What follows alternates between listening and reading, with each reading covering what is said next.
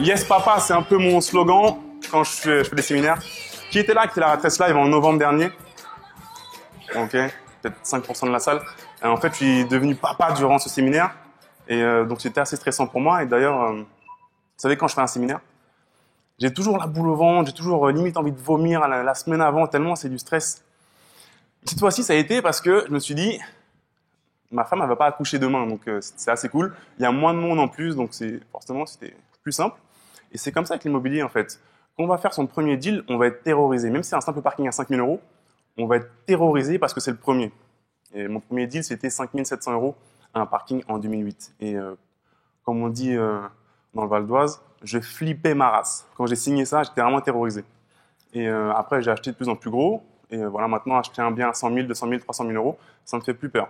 Donc, je vous encourage vraiment à passer à l'action, à investir. Au début, ça fait peur. Mais voilà, encore une fois, plus le temps va passer, plus vous allez devenir des investisseurs aguerris. Il ne faut pas avoir d'attache sentimentale sur un bien.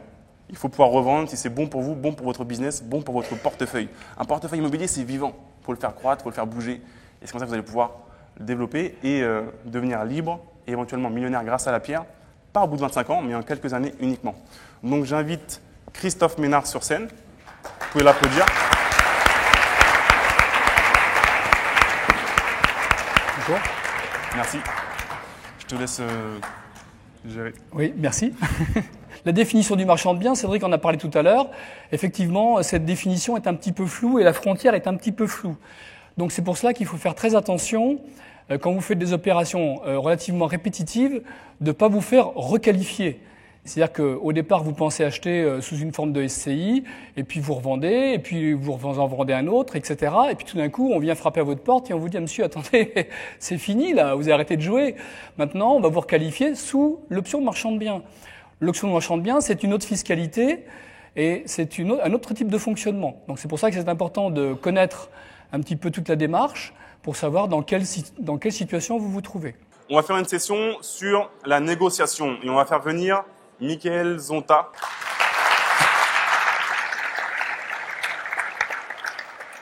Merci. Bonjour à tous.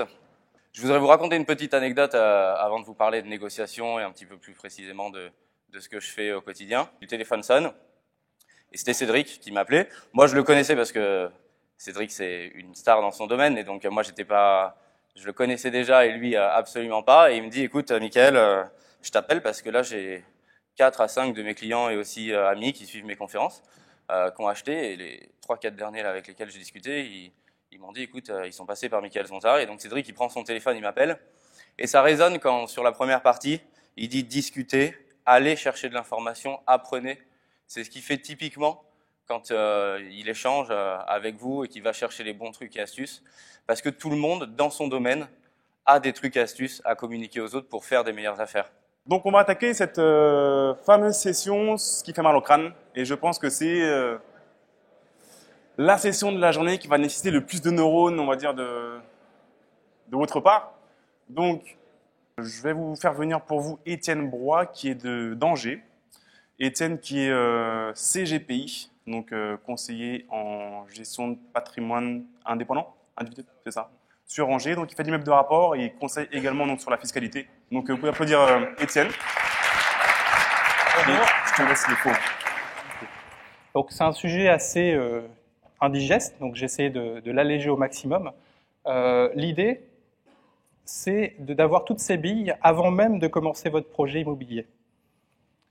Donc, ce qu'on va voir ensemble, c'est tout simple, c'est la fiscalité. Est-ce que c'est un problème réel pour nous? On va répondre à cette question. Je pense qu'il y en a qui vont dire oui, d'autres non. C'est un débat. Ensuite, on verra combien d'impôts vous payez vraiment à l'heure actuelle en tant que salarié, en tant qu'indépendant, sans même avoir envisagé en fait de biens immobiliers. Donc, c'est une question qui est essentielle. Il faut regarder vraiment l'image de A à Z et non pas se focaliser sur l'impôt sur le revenu, etc. Et voilà, donc Gaëtan, c'est mon meilleur client, c'est devenu un copain aussi. Et là, il va vous faire une session sur quelques déboires qu'il a eu dernièrement avec un des derniers biens qu'il a acheté. Et là, tu as perdu de l'argent finalement quand même. Au final, tu vas en gagner parce que comme je dis, c'est comme le Monopoly, c'est toujours lui, au final, toujours le propriétaire qui gagne. mais là, il a quand même perdu un petit peu d'argent sur les quelques mois qui sont passés. Donc, il va nous parler de ça et il va vous expliquer comment vous pouvez éviter ce genre de déboire. Donc, vous pouvez applaudir Gaëtan. Merci. Ah oui.